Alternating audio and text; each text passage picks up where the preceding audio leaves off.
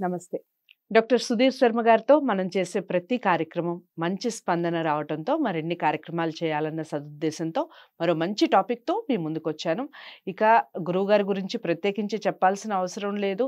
ప్రముఖ జ్యోతిష్యులు, వాస్తు నిపుణులు. మీకు ఎటువంటి డౌట్స్ ఉన్నా జ్యోతిష్యానికి, వాస్తుకు సంబంధించి చక్కగా సంప్రదించవచ్చు. ఇంకా ఏవైనా డౌట్స్ ఉన్నాయి, ఇంకా ఎలాంటి కార్యక్రమాలు చేయాలి, ఇవన్నీ కూడా కామెంట్ బాక్స్‌లో తెలియచేయండి. ధర్మ సందేహాలు కానివ్వండి, ధన ప్రాప్తికి సంబంధించి కానివ్వండి, ఇలాంటివి ఏవైనా డౌట్స్ ఉంటే కూడా కామెంట్ బాక్స్‌లో తెలియచేయండి. తప్పకుండా దానికి సంబంధించిన వీడియో చేసే ప్రయత్నం చేస్తాం. గురువుగారు నమస్కారం. శ్రీమాత్రే నమః. శ్రీ గురుభ్యో నమః. గురువుగారు మామూలుగా ధన ప్రాప్తి గురించి మనం చాలా వీడియోస్ ఆల్రెడీ చేస్తూ ఉన్నాం. అవునమ్మా. ఇక బీరువాకి సంబంధించి చాలా మంది డౌట్స్ ఉంటాయి. ఇప్పుడు ఈ మధ్య కాలంలో కట్టే వాటికి అసలు గోడల నిండా బీరువాలే అన్నట్టు ప్రతిదానికి సెల్ఫే పెట్టుకున్నారు. అవునమ్మా. సో అసలు ఏ వైపున ధనం పెట్టుకోవాలి అనేది చెప్తూ ఇంతకుముందు పూర్వంలో ఉండే బీరువాలు ఉంటే ఎక్కడ పెట్టుకోవాలి, బీరువాలో కూడా ఏ స్థానం, వాళ్ళు ఒక ప్లేస్ ఇస్తారు కదా అవును. మామూలుగా అలమార లాంటిది. అల్మార్లో లోపల లాకర్ అనేది ఇస్తారు. నిజంగా ఆ లాకర్ కరెక్ట్ ప్లేస్ లోనే ఉంటుందా, అసలు ఎక్కడ పెట్టుకోవాలి, ఇవన్నీ కూడా చెప్పండి. మంచిదమ్మా. ఇక్కడ మనం వాస్తు, ఇది గృహానికి సంబంధించినటువంటి ఉమ్, విషయం. గృహంలో ధనం ఉండాలి, అన్నీ బాగుండాలి, ఆరోగ్యంగా ఉండాలి, ఇట్లాంటివన్నీ కూడాను ఒక వాస్తుకు సంబంధించినటువంటి విషయం. వాస్తు అంటే ఏంటి? సైన్స్. ఉమ్, ఎటువైపు నుంచి గాలి లోపలికి వస్తుంది, ఎటువైపు నుంచి వర్షం పడితే నీళ్లు లోపలికి రాకుండా ఉండాలి, ఉమ్, ఎటువైపు నుంచి కాంతి వెలుతురు ఎక్కువగా లోపలికి వస్తుంది ఉమ్, అనేది ఒక వాస్తు సంబంధమైనటువంటి విషయం. ఇది నిజంగా వాస్తు అనే దానికంటే కూడా ఒక గొప్ప సైన్స్ అనే చెప్తాను నేను. ఉమ్, ఉమ్, వాస్తు మనం ఇక్కడ చూడండి, తూర్పు వైపు కిటికీలు పెడతాం, డోర్స్ పెడతాం. అంటే ఉమ్, ఒక్కొక్క సింహద్వారం ఉంటుంది తప్పనిసరిగా. ఎలాంటి సింహద్వారాలు ఉన్నా తప్పనిసరిగా ఉత్తరం, తూర్పు వైపు కిటికీలు కూడా పెడతాం మనం. ఉమ్, అవునా? మరలా ఆగ్నేయంలో కూడా ఒక భాగంలో పెట్టుకోవచ్చు ఉమ్, కిటికీలు అనేది. కానీ నైరుతి దిక్కుకు వచ్చేసరికి కిటికీలు ఉండవు, డోర్స్ ఉండవు, ఉమ్, ఎక్కడా కూడా ఓపెన్ అనేది ఉండదు, మొత్తం క్లోజే ఉంటుంది ఉమ్, అక్కడ. ఉమ్, నైరుతిని పిశాచ భాగం అంటాం. అసలు చాలా మంది కూడా వాస్తు భాషలో నైరుతి పిశాచ భాగం అంటారు. ఓకే. పిశాచం అంటే ఏంటి? మరి భూతాలు, దయ్యాలు, పిశాచాలు అంటున్నారు కదా. మరి పిశాచాలు ఉంటే ఇంట్లో మేమెట్లా ఉంటాము అంటే, ఉమ్, పిశాచం అంటే ధన పిశాచం అని చెబుతాం.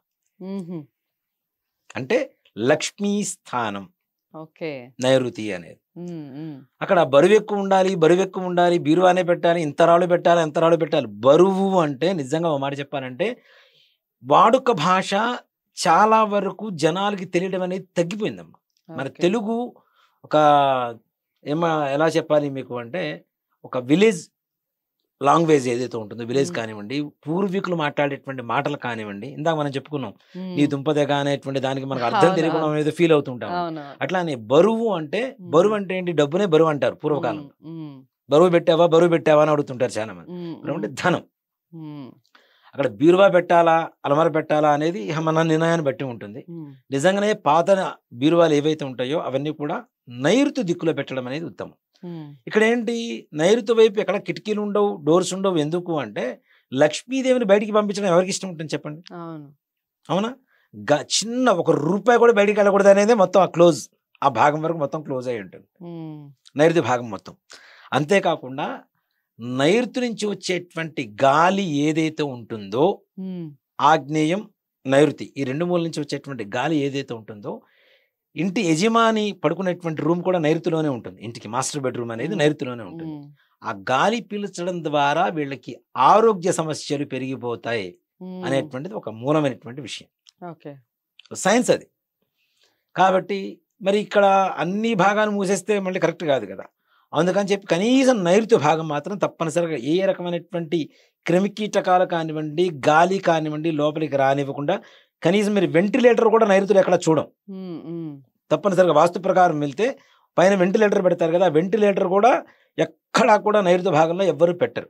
ఓకే. దేనికంటే లక్ష్మీదేవి బయటికి వెళ్ళడం అనేది, ఏ ద్వారం ద్వారా అయినా సరే బయటికి వెళ్ళడం అనేది ఎవరికి ఇష్టం లేదు. కాబట్టి తప్పనిసరిగా నైరుతి భాగం మొత్తం కూడా క్లోజ్ చేసి ఉంటుంది, ఉమ్, ఉమ్, అటువైపు ఇది ఉంటుంది. అక్కడ ఈ నైరుతిలో బీరువా పెట్టుకోవడం అనేది ఉత్తమం. ఓకే. దీంట్లో కూడా కొంతమందికి అనుమానం ఉంది, ఉత్తరం ఉమ్, వైపు తిరుగుండాలా, తూర్పు వైపు తిరుగుండాలా అనేటువంటి ఒక ఆలోచన ఉంది. ఉమ్, ఉమ్, నిజంగా మనం ఏంటి అంటే, ఉత్తరం వైపు తిరిగి ఉండడం అనేది కొంతమంది చెప్పేటువంటి ధర్మం. అవును. దేనికంటే ఉత్తరం కుబేర స్థానం కాబట్టి, కుబేరుడు అంటే లక్ష్మి, ఉమ్, ఉమ్, ధన అంటే నవనిధులకన్నిటికీ కూడా ఆయన కాపలాదారుడు కాబట్టి, ఆయన స్వాధీనంలో ఉంటాయి కాబట్టి, ఆ ఉత్తరం వైపు కుబేరుడు ఉంటాడు. ఓపెన్ చేసినప్పుడల్లా కుబేరుడు లోపలికి వస్తుంటాడు అనేటువంటి ఆయన దృష్టి కలుగుతుంది. ధనం పెరుగుతూ ఉంటుంది అని చెప్పి చాలామంది భావిస్తూ ఉమ్, ఉంటారు. ఉమ్. కాబట్టి ఉత్తరం వైపు ఉండడం అనేది ఉత్తమం. అథవా అంటే ఇక తప్పనిసరిగా అది కూడా కాదు అనుకుంటే తప్పనిసరిగా తూర్పు వైపు కూడా తిప్పి పెట్టవచ్చు. రైట్. ఉమ్, అసలు ఇంకొకటి ఏంటి అంటే నైరుతిలోనే బీరువా ఉండాలి, నైరుతిలోనే బీరువా ఉండాలని కొంతమంది అందరూ చెప్తూ ఉంటారు, వాస్తుశాస్త్రంలో కూడా చెప్తూ ఉన్నారు. కానీ నిజంగా ఒక మాట చెప్పాలంటే దాంతోపాటు ఇంకొక ధర్మం కూడా ఉంది వాస్తు ధర్మంలో. వాయువ్యం మూల పెట్టి దక్షిణం వైపు ముఖం పెడితే, బీరువా ముఖం పెడితే మనం ఉత్తరం వైపు తిరిగి ఉంటాం, కుబేరుని చూస్తూ ఉంటాం, లోపల ఉన్నటువంటి లక్ష్మీదేవిని చూస్తుంటాం అనేటువంటిది కూడా ఒక ధర్మం ఉంది. ఓకే. కాబట్టి నైరుతిలో పెట్టవచ్చు, వాయువ్యంలో పెట్టవచ్చు. ఓకే. కానీ వాయువ్యంలో తప్పనిసరిగా బెడ్రూమ్కి బాల్కనీకి డోర్ ఉంటుంది కాబట్టి ఉమ్, నైరుతి అనేది ఉత్తమమైనటువంటి మార్గం. రైట్. ఆ నైరుతి స్థానంలో పెట్టండి. అక్కడ కూడా ప్రతిరోజు ఇప్పుడు మనం అలమరల్లో కూడాను ఇవన్నీ పెడుతున్నాం కదా, ఉమ్, పెట్టినప్పుడు నిజంగా ఈ డబ్బులు దాచిపెట్టుకునేది మధ్యలోకి ఇస్తాడు లాకర్ బీరువాకి, ఉమ్, పైన బట్టలు పెడతాం, ఉమ్, మళ్ళీ దానిపైన ఇంకో ఇవే పెడుతూ ఉంటాం. లక్ష్మీదేవి మీదనే బరువు పెడితే లక్ష్మీదేవి ఏం చేస్తుంది మన ఇంట్లో? ఓకే. దేవుడి దేవాలయం అంటే మన దేవుడి గూటి పైన కానీ ఉమ్, ఈ బీరువాల మీద కానీ అనవసరమైనటువంటి బరువులు పెట్టవద్దు. పెట్టడం అసలు ద్వారా బీరువా మీద కూడా పెట్టకూడదు. పెట్టకూడదు, పైన పెట్టకూడదు. ఓకే. అంటే అసలు బీరువాలో లక్ష్మిని పెడుతున్నాం మనం, ఉమ్, ఆమె చాలా మంది సూట్ కేసులు, ఇవన్నీ బ్యాగులు ఇవి పెడుతుంటారు. పెడుతుంటారు. అసలు ఆమె ఎత్తిన అంత బరువు పెడుతుంటే ఆమె ఎక్కడ అనుగ్రహిస్తుంది మనల్ని? ఓకే. ఆమె కుదించుకుపోతున్నాం. బరువు ఎక్కువైతే మనం ఏం చేస్తుంటాం? కిందకి దిగుతూ ఉంటాం. ఉమ్, ఉమ్, మరి ఆ లక్ష్మీదేవి అమ్మవారి శక్తి కూడా అంతే కదా. కాబట్టి బరువులు పెట్టకండి. ఉమ్, బరువులు పెట్టకుండా అంతవరకు అంటే మనం డబ్బును ఒక్కదానే పవిత్రంగా చూసుకుంటున్నాం, కానీ డబ్బును పెట్టేటువంటి ప్రదేశాన్ని ఎంత పవిత్రంగా చూడాలి మనం, ఓకే. అవునా? కాబట్టి తప్పనిసరిగా ఆ ప్రదేశాన్ని శుభ్రంగా ఉంచాలి. పైన బరువులు అవి పెట్టకూడదు.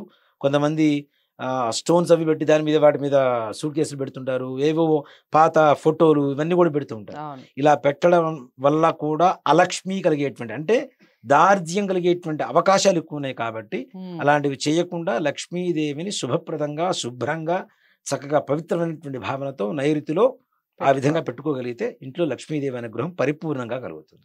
చాలా చక్కటి వివరణ. ముఖ్యంగా బీరువాల మీద అయితే చాలా మంది బరువులు పెడతారు అవును. గురుగారు.